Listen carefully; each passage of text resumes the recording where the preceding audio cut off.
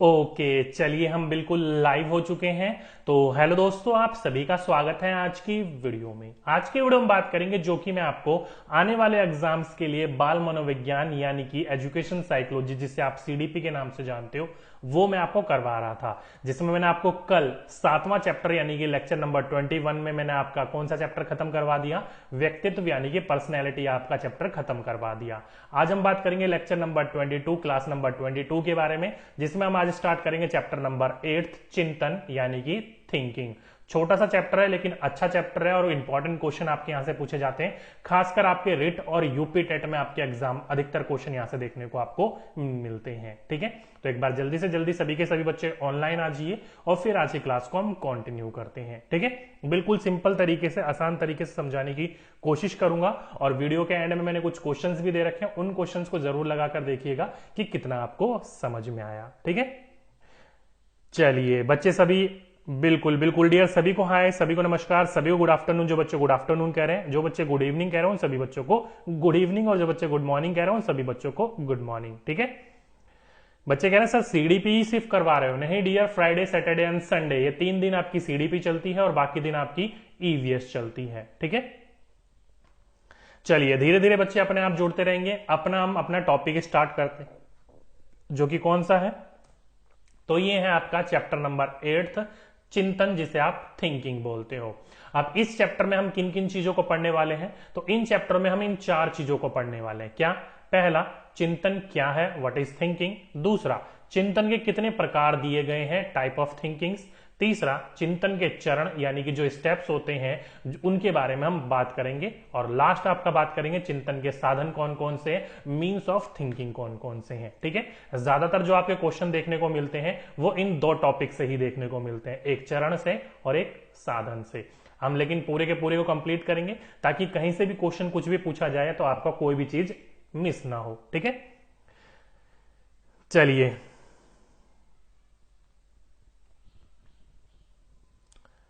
चलिए चलिए चलिए चलिए बिल्कुल बिल्कुल बिल्कुल बिल्कुल, चलिए शुरू करते हैं अपना टॉपिक। तो आपकी फिर देरी किस बात की? सभी के सभी बच्चे नोटबुक निकाल लीजिए, आज की डेट डाल लीजिए और लिख लीजिए आज का अपना नेक्स्ट टॉपिक चैप्टर नंबर 8, जिसे आप बोलते हो चिंतन।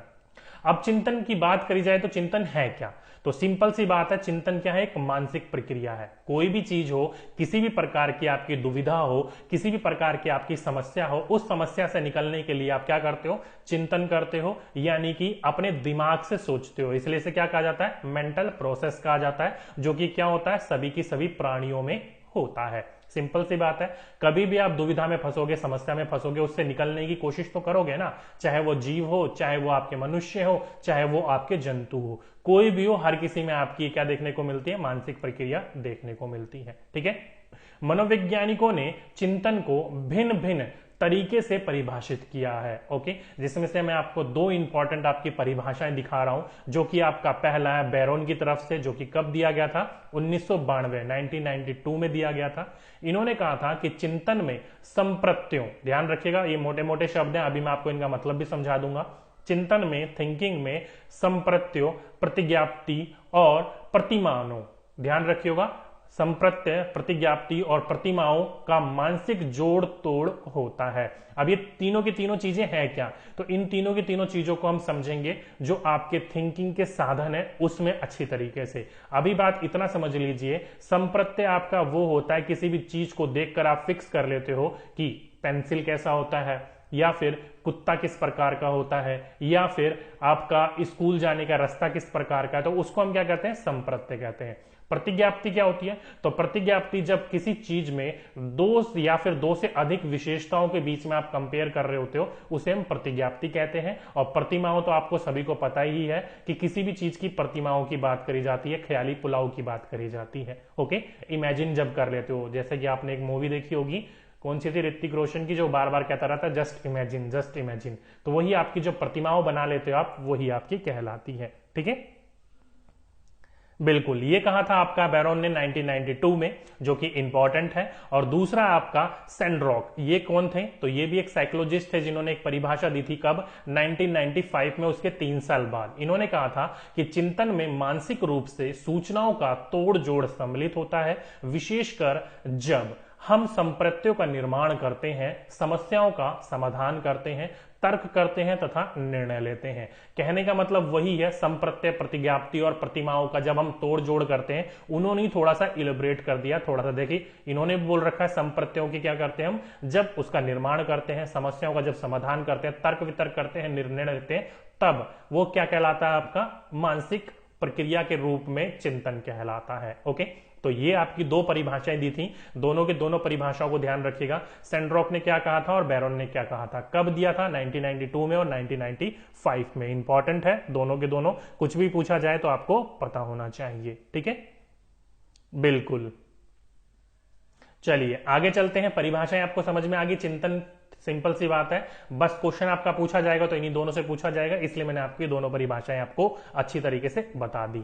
आगे चलते हैं, आगे बात करें तो पूछा जाए आपसे कि चिंतन के प्रकार, टाइप ऑफ थिंकिंग कितने प्रकार के होते हैं, तो ध्यान रखिएगा मनोवैज्ञानिकों ने चिंतन को कई भागों में बांटकर उसका अध्ययन करने का प्रयास किया है, लेकिन जो सबसे ज्यादा इंपॉर्टेंट है वो जिम्ब्राडो है। ध्यान रखिएगा ये कौन है, तो ये एक साइकोलॉजिस्ट है, जिम्ब्राडो एंड रूच। इन दोनों ने 1997 में, कब, 1977 में चिंतन को दो भागों में बांटने की कोशिश करी थी। कौन कौन से दो भागों में, पहला आपका स्वली चिंतन, ध्यान रखिएगा, जिसे आप ऑटिस्टिक थिंकिंग बोलते हो, और दूसरा आपका यथार्थवादी चिंतन, जिसे आप रियलिस्टिक थिंकिंग बोलते हो। ओके, इन दो प्रकार के थिंकिंग में बांटा था, और आपके एग्जाम में जो क्वेश्चन पूछे जाते हैं वो इन्हीं दो प्रकार के थिंकिंग से पूछे जाते हैं। ठीक है, तो अगर आपसे पूछा जाए कि चिंतन को कितने प्रकार में बांटा गया है अकॉर्डिंग टू जिम्ब्राडो एंड रूच के या फिर रुक के अनुसार, तो ध्यान रखिएगा इन्होंने 1977 में दो प्रकार में बांटे थे, और हम इन्हीं दो प्रकार को पढ़ेंगे। इंपॉर्टेंट है क्योंकि इन्हीं दोनों से क्वेश्चन आपके अधिकतर एग्जाम में देखने को मिलते हैं।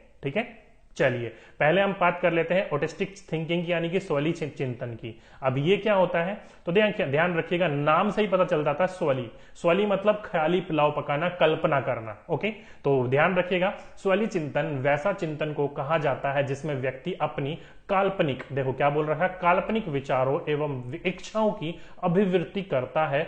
इस तरह के चिंतन की एक खास विशेषता यह है कि इससे किसी समस्या का समाधान नहीं होता। ध्यान रखिएगा, किसी भी समस्या का समाधान करना है आपको तो वो ऑटिस्टिक थिंकिंग से नहीं किया जा सकता। क्यों, क्योंकि ये ख्याली पुलाव पकाता है, अपने अंदर कल्पना करता रहता है। फॉर एग्जाम्पल के रूप में आपका एक बेस्ट एग्जाम्पल देता हूं इसका, ताकि आपको अच्छी तरीके से समझ में आ जाए। फॉर एग्जाम्पल के रूप में आज जो है आप कई बच्चे जो है वो DSSS, KVS, सुपर टेट के एग्जाम्स की तैयारी कर रहे हो। अब सोच रहे हो कि मैं तैयारी करने के बाद जब मेरी जॉब लग जाएगी, तो जॉब लगने के बाद आप क्या करोगे, जॉब लगने के बाद बोलोगे कि मैं बड़ा सा अपना घर खरीदूंगा। क्या खरीदूंगा, बड़ा सा अपना घर खरीदूंगा। फिर उस घर में मेरी जो होगी वाइफ होगी, बीवी होगी, एक बड़ा सा कार होगा, कार में बिठाकर मैं अपनी बीवी को घुमाने ले जाऊंगा अच्छी अच्छी जगह पर। तो यहां पर आपने अभी जॉब भी क्लियर नहीं करी है, और ख्याली पुलाव आपने देखो क्या कर लिया कि जैसी मेरी जॉब लगेगी मैं बड़ा सा बंगला खरीदूंगा, उसमें मेरी वाइफ होगी, एक बड़ी सी कार होगी जिसमें हम दोनों बैठकर घूमने के लिए जाएंगे। तो ये क्या कर रहे हो, अभी आप यहां पर ख्याली पुलाव पका रहे हो। क्या पका रहे हो, ख्याली पुलाव पका रहे हो।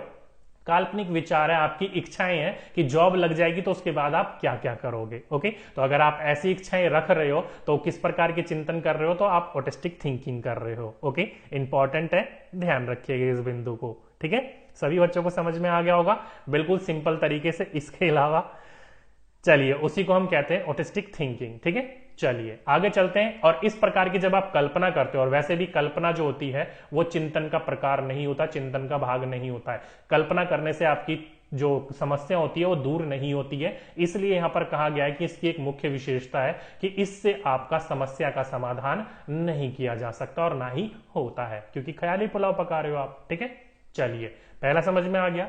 दूसरा आपका यथार्थवादी चिंतन, जिसे आप रियलिस्टिक कहते हो। अब रियलिस्टिक का कहने का मतलब ही यही है कि स्वलिन चिंतन से काफी अच्छा है। क्यों, क्योंकि यथार्थवाद चिंतन जो होता है या यथार्थवादी चिंतन होता है, वैसे चिंतन को कहा जाता है जिसका संबंध वास्तविकता से, किससे, रियलिस्टिक से, वास्तविकता से होता है, और इसके सहारे से व्यक्ति किसी भी समस्या का समाधान कर पाता है। अब फॉर एग्जाम्पल के रूप में यहां पर मैं आपको एक चीज बता देता हूं। फॉर एग्जाम्पल के रूप में अभी मैं आपको किसी एक व्यक्ति की बुराइयां बताने लग जाऊं, बोला मैंने फॉर एग्जाम्पल के रूप में दो व्यक्तियों के बीच में झगड़ा हुआ है, क्या है, दो व्यक्तियों के बीच में झगड़ा हुआ है और आपको बोल दिया गया है कि ये वाला दोषी है और ये वाला अच्छा है, यानी कि ये वाला ठीक था और ये वाला दोषी है, इसी के कारण झगड़ा हुआ है और आपको जो बताया गया आपने उसको मान लिया। तो अगर आप ऐसा करते हो तो आपके अंदर यथार्थवादी चिंतन नहीं है। लेकिन आपको जब बताया गया कि ये अच्छा है और ये दोषी है और उसके बीच में आपने तर्क वितर्क करा,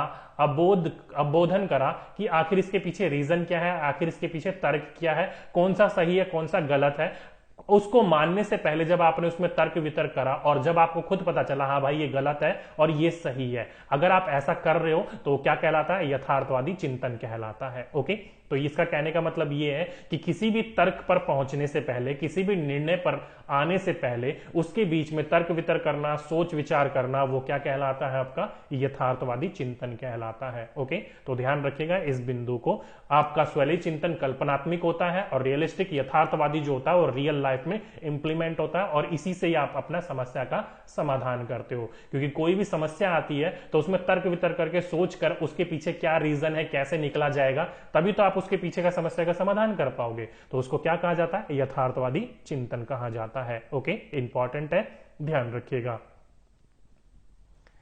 बिल्कुल, आगे चलते हैं। तो मनोवैज्ञानिकों ने यथार्थवादी चिंतनों को निम्नलिखित 3 भागों में बांटा है। कितने भागों में बांटा है, 3 भागों में बांटा है। कौन कौन से 3 भागों में बांटा है, पहला ध्यान रखिएगा, यथार्थवादी चिंतन को इन्होंने 3 भागों में बांटा है। ओके, पहला आपसारी चिंतन जिसे आप क्या बोलते हो, कन्वर्जेंट बोलते हो। नेक्स्ट है आपका सृजनात्मक चिंतन जिसे आप क्रिएटिव बोलते हो और लास्ट में आपका आलोचनात्मक जिसे आप इवेल्यूटिव थिंकिंग कहते हो। अब ये क्या होती है, तीनों के तीनों को आप एक एक करके हम पढ़ लेते हैं। पहला पढ़ लेते हैं हम अभिसारी। यहां पर मैंने आप सारी लिख रखा है क्या, नहीं अभिसारी है, चलिए ठीक है।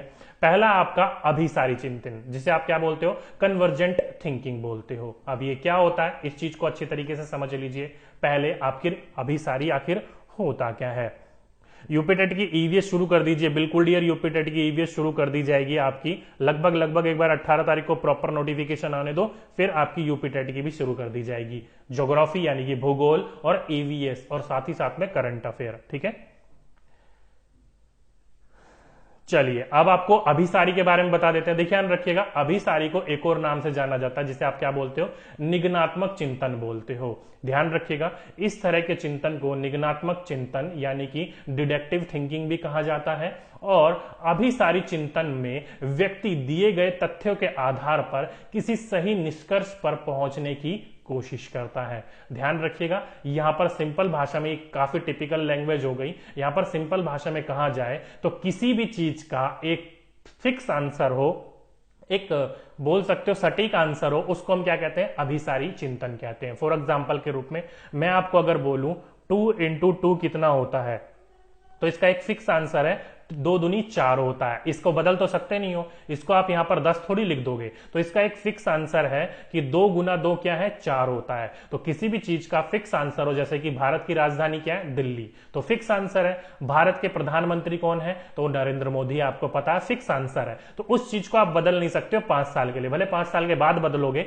लेकिन 5 साल तक तो अभिसारी है ना। तो इस प्रकार के चिंतन को हम क्या कहते हैं, अभिसारी चिंतन कहते हैं, जिसमें एक फिक्स आधार पर, तथ्य के आधार पर निष्कर्ष पर पहुंचने की कोशिश करी जाती है। जैसे कि 2 × 2 निष्कर्ष है और पहुंचे हम 4 पर, ठीक है। तो उसको हम क्या कहेंगे, अभिसारी चिंतन कहेंगे। इंपॉर्टेंट है, ध्यान रखिएगा।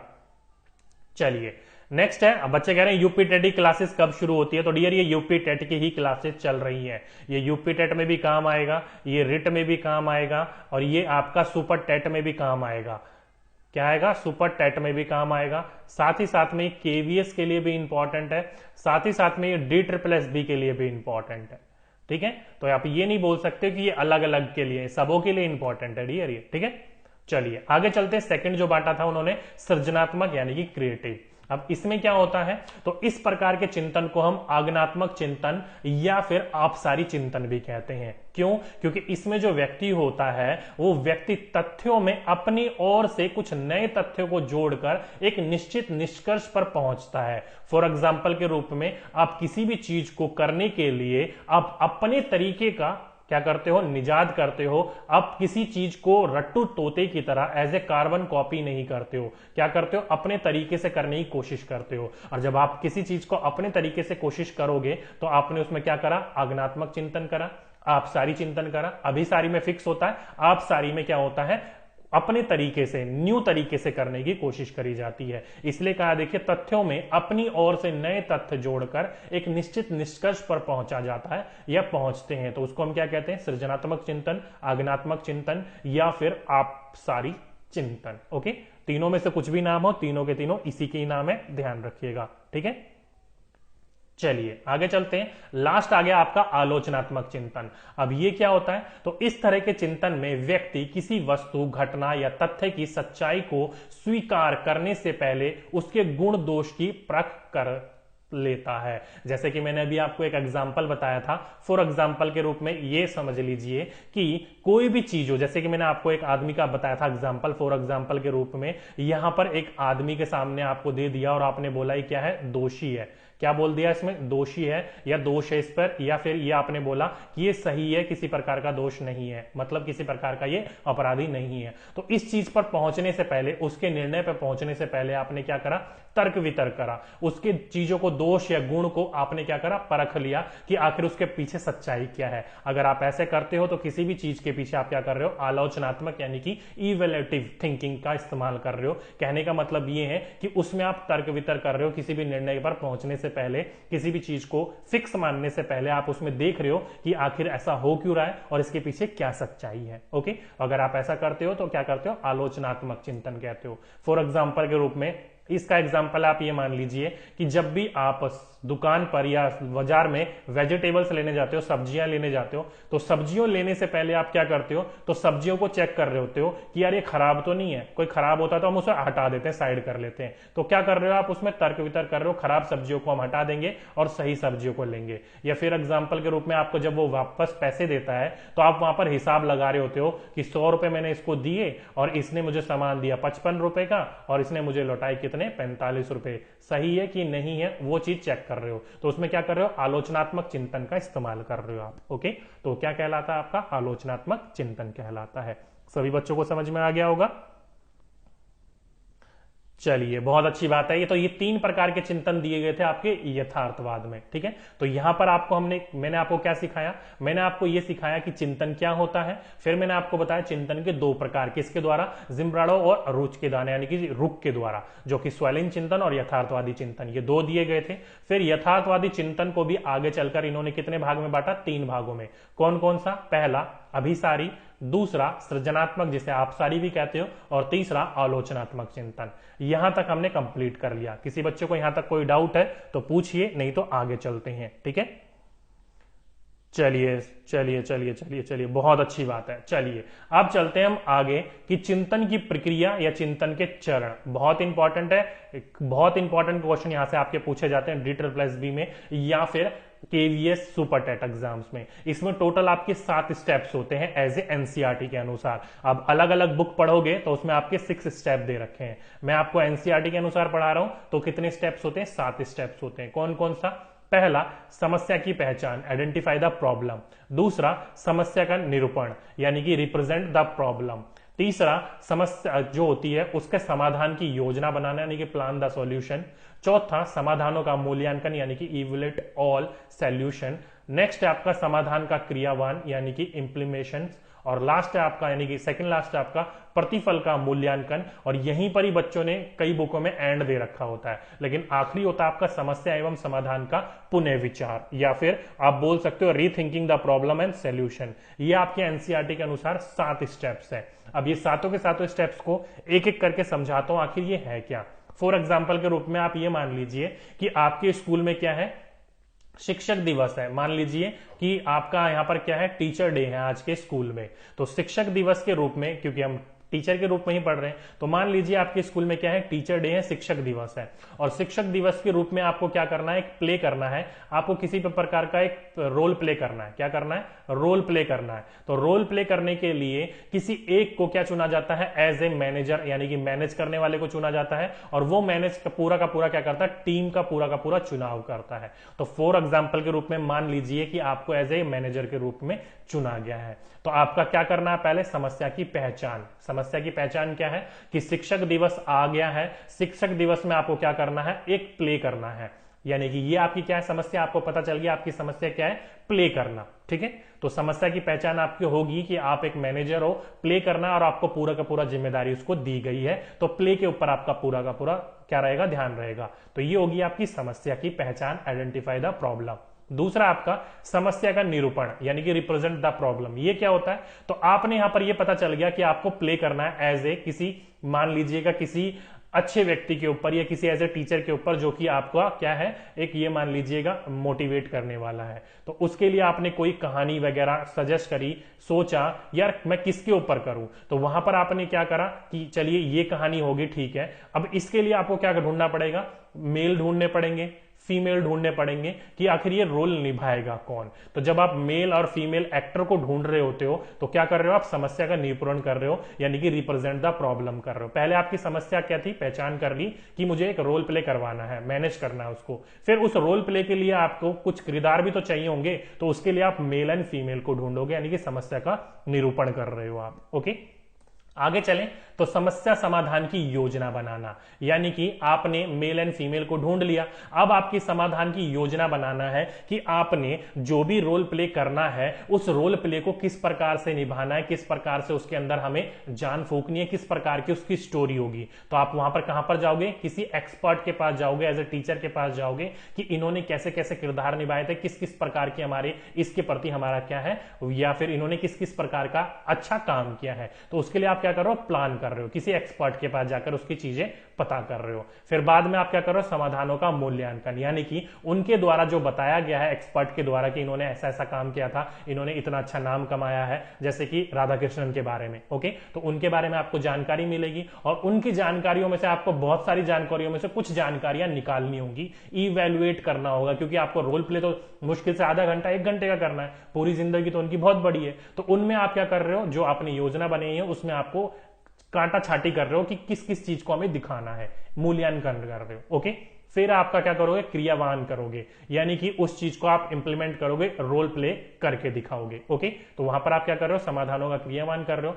फिर आपका प्रतिफल का मूल्यांकन कर रहे हो, मतलब जो आपने वहां पर रोल निभाए, रोल निभाने के बाद जो वहां पर पब्लिक थी, जो वहां पर स्टूडेंट थे, उन्होंने कैसी उनकी प्रतिक्रिया रही, उन प्रतिक्रियाओं का आप क्या कर रहे हो, मूल्यांकन कर रहे हो। यानी कि जो भी आपने रोल प्ले करा या करवाया उसके आउटकम्स क्या है, किसको अच्छा लगा, किसको बुरा लगा, क्यों बुरा लगा, उस चीजों का आप मूल्यांकन कर रहे हो। और आखिरी में समस्या समाधान का पुनः विचार, यानी कि जो आपने मूल्यांकन करा था, किसको अच्छा लगा, किसको बुरा लगा तो क्यों लगा, उस चीज पर आप पुनः विचार करोगे। और अगली बार जब आप रोल प्ले आपको मैनेज करने के लिए दिया जाएगा तो उन चीजों का आप दूर करने की कोशिश करोगे। ओके, तो ये 7 स्टेप में बांटने की कोशिश करी है। ठीक है, सभी बच्चों को थोड़ा सा लंबा लेक्चर हो गया होगा, लेकिन समझ में अच्छी तरीके से आ गया होगा। इन 7 प्रकार की चीजों में डिस्ट्रीब्यूट किया गया है। तो अगर आपसे पूछा जाए कि चिंतन की प्रक्रिया यानी कि चरण कौन कौन से होते हैं, तो पहला समस्या की पहचान। वैसे इतनी लंबी स्टोरी आपको ध्यान रखने की जरूरत नहीं है,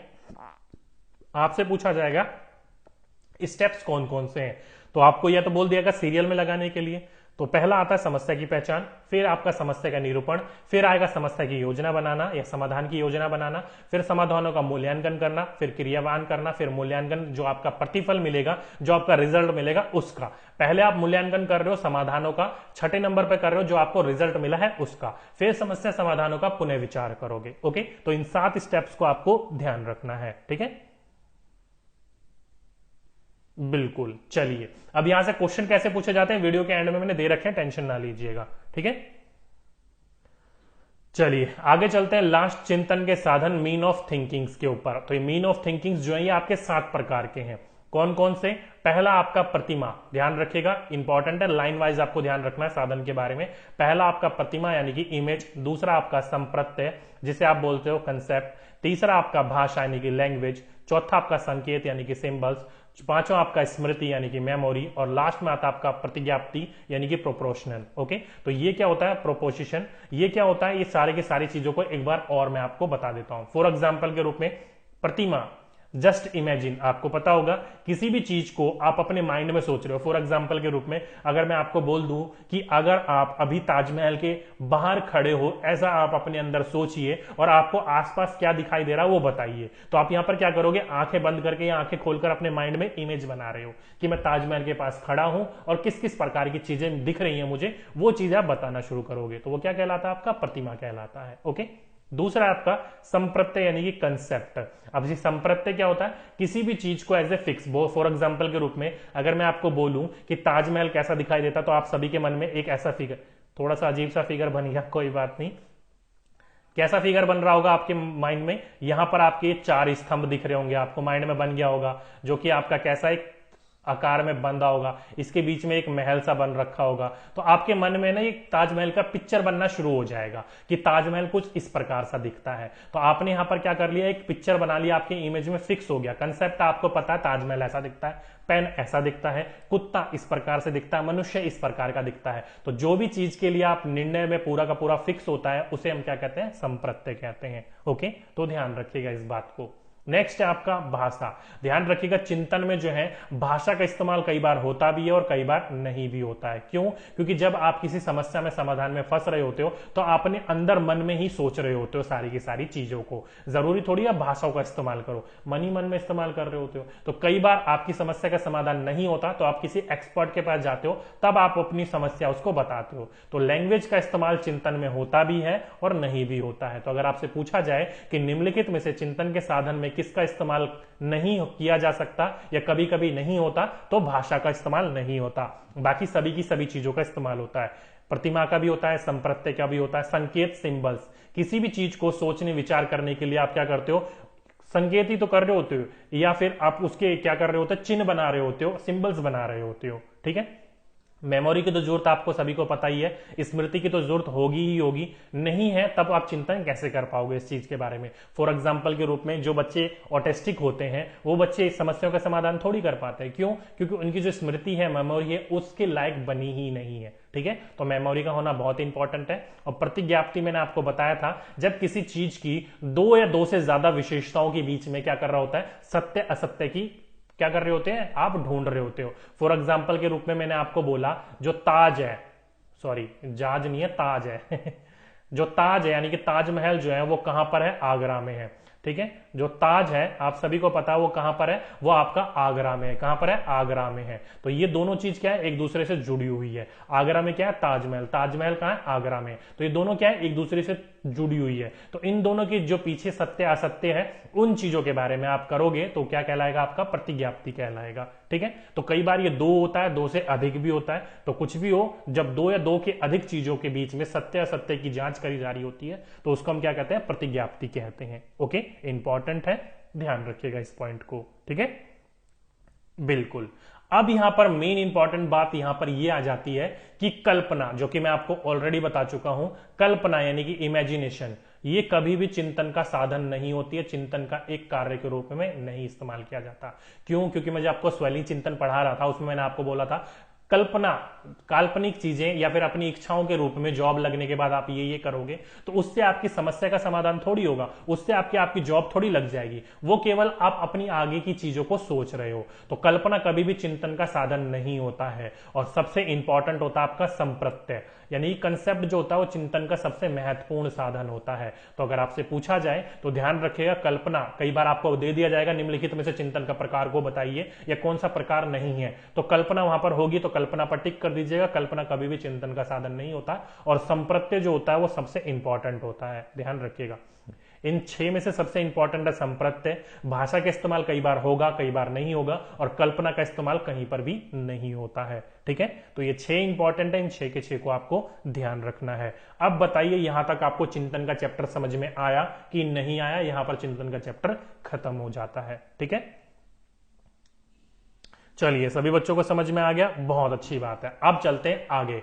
ये है आज का अपना पहला क्वेश्चन। बताइए, निम्नलिखित में से या निम्न में से कौन सा चिंतन में हमेशा सम्मिलित नहीं होता है? Which of the following is not always present in our thinking? जल्दी से बताइए। अभी अभी मैंने आपको बताया था कि चिंतन में जो 6 प्रकार होते हैं साधन, उसमें एक चीज है जो कभी होगी और कभी नहीं भी होगी। तो जल्दी से बताइए सही आंसर क्या होगा इसका।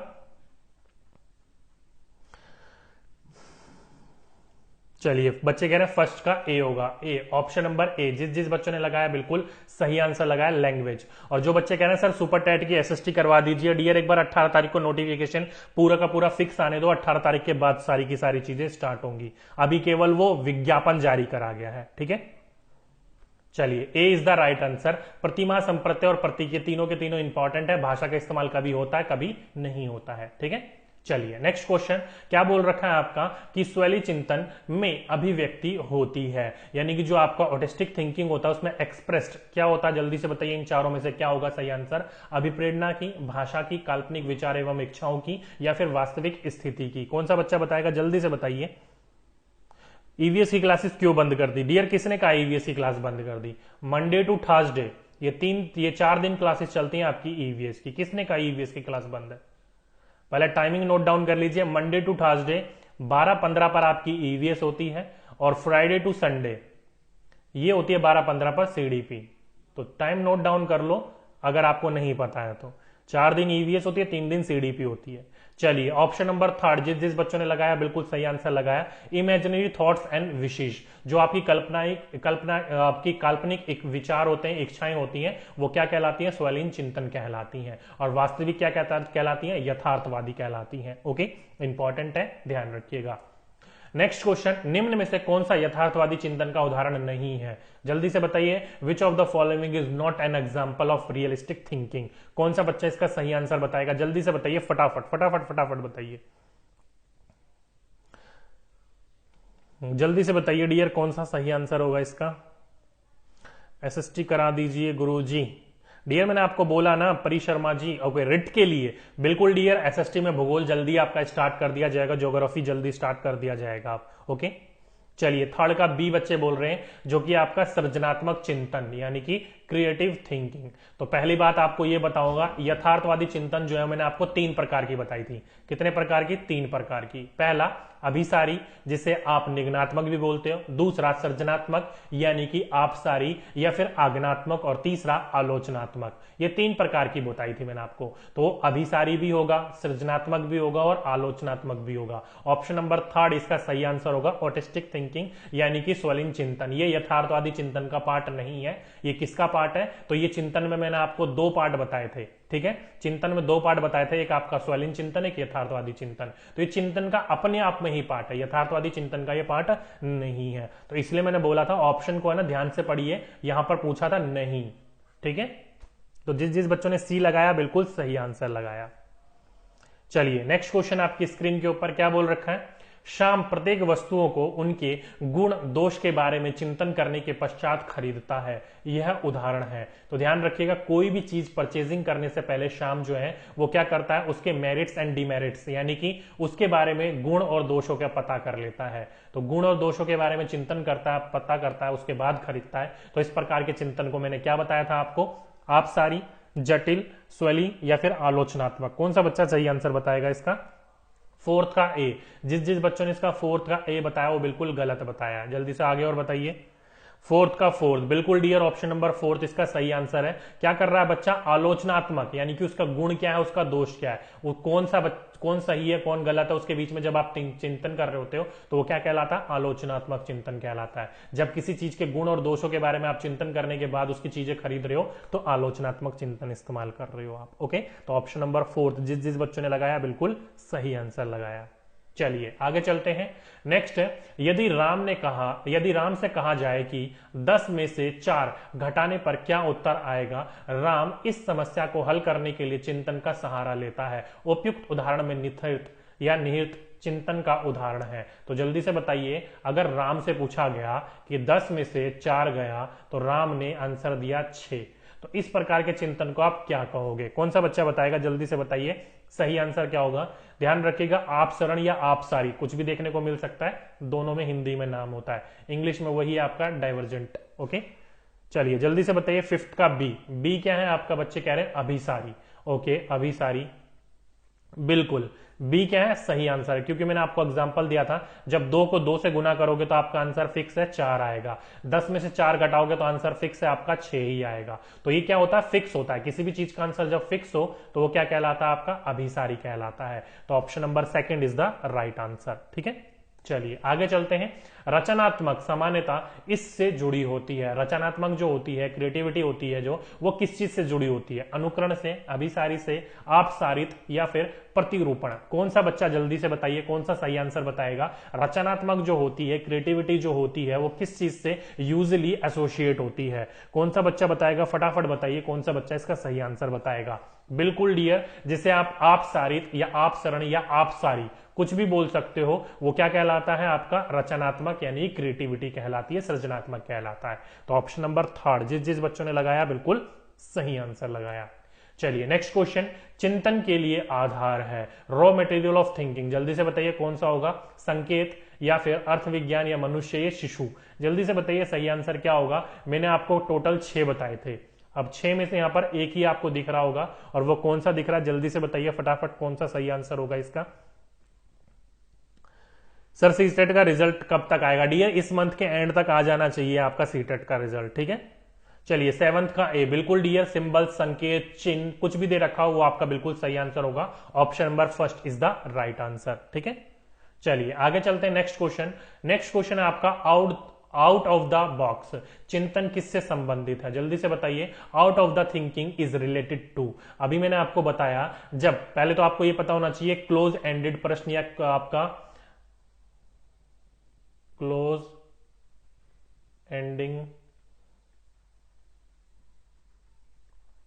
क्वेश्चन, यानी कि आप बोल सकते हो इसको बंद अंत वाला प्रश्न, और दूसरा आपका आउट ऑफ द बॉक्स। ये 2 प्रकार के होते हैं। अब ये दोनों प्रकार के क्या होते हैं? देखिए, क्लोज एंडेड जो क्वेश्चंस होते हैं, प्रश्न होते हैं, इसको कहते हैं हम अभिसारी। क्या कहते हैं? अभिसारी। और आउट ऑफ द बॉक्स जो होते हैं उसको कहते हैं हम आपसारी। तो यहां पर जो होगा ऑप्शन नंबर सेकंड होगा। क्यों? Out of the box, sorry ये रहा सेकंड। क्यों ऐसा क्यों कहा मैंने? क्योंकि ध्यान रखिए, आउट ऑफ द बॉक्स कहने का मतलब यही है कि ये जो है आपकी एक सीमा है, इस सीमा के अंदर रहकर नहीं सोचना, इस सीमा के बाहर भी जा सकते हो। आउट ऑफ द बॉक्स, जब किसी आंसर का फिक्स नहीं होता तो आप उसके अंदर सोच, डब्बे के अंदर थोड़ी रह सकते हो। 2 गुना 2, इस सीमा आंसर इसका 4, इसके बाहर आप निकल ही नहीं सकते। लेकिन अगर आपसे पूछा जाए कि ऐसी कौन सी संख्या है जिसको गुणा करने पर 16 आता है, तो एक आंसर नहीं है इसका। इसका आंसर 8 दूनी 16 भी होता है, 2 अट्ठे 16 भी होता है, या फिर आप इसके लिए और भी कई प्रकार की चीजों का इस्तेमाल कर सकते हो। जैसे कि आप यहां पर बोल सकते हो कि 16 और किसके पाड़े में आता है? 4 के पाड़े में, या फिर 2 के पाड़े में, या फिर और भी किसी प्रकार की चीजों में। ऐसे अगर आप इस्तेमाल करते हो तो वो क्या कहलाता है? आपका और भी कहलाता है। ठीक है, तो वो क्या कहलाएगा? आपका out of the box. Option number second, जिस जिस बच्चों ने लगाया बिल्कुल सही आंसर लगाया। ठीक है, बिल्कुल। चलिए, तो ये थे दोस्तों आज का आपका पूरा का पूरा थिंकिंग और 8 इंपॉर्टेंट क्वेश्चन। अब मुझे बताइए 8 में से कितने क्वेश्चन आपके सही हुए। बाकी ये हमारा टेलीग्राम चैनल है, लगभग यहाँ पर 27,000 बच्चे जुड़ चुके हैं। किसी भी प्रकार का नोटिफिकेशन नहीं मिलता क्लास का, तो यहां से आप ले सकते हो। बाकी कंप्लीट नोट्स होने के बाद ये हमारी खुद की लर्निंग ऐप है, यहां पर आपको नोट्स मिल जाएंगे, वहां जाकर आप ले सकते हो। टेस्ट भी रखे गए, टेस्ट लगाना चाहते हो टेस्ट भी लगा सकते हो। बाकी ये मेरी पर्सनल इंस्टा की आईडी, अगर आप मुझे फॉलो करना चाहते हो, कुछ पूछना चाहते हो एज ए पर्सनली, तो पूछ सकते हो। 2-3 दिन में एक बार मैं लाइव आता हूं, आपके क्वेश्चनों का आंसर खुद मैं आपका रिप्लाई कर दूंगा। ओके,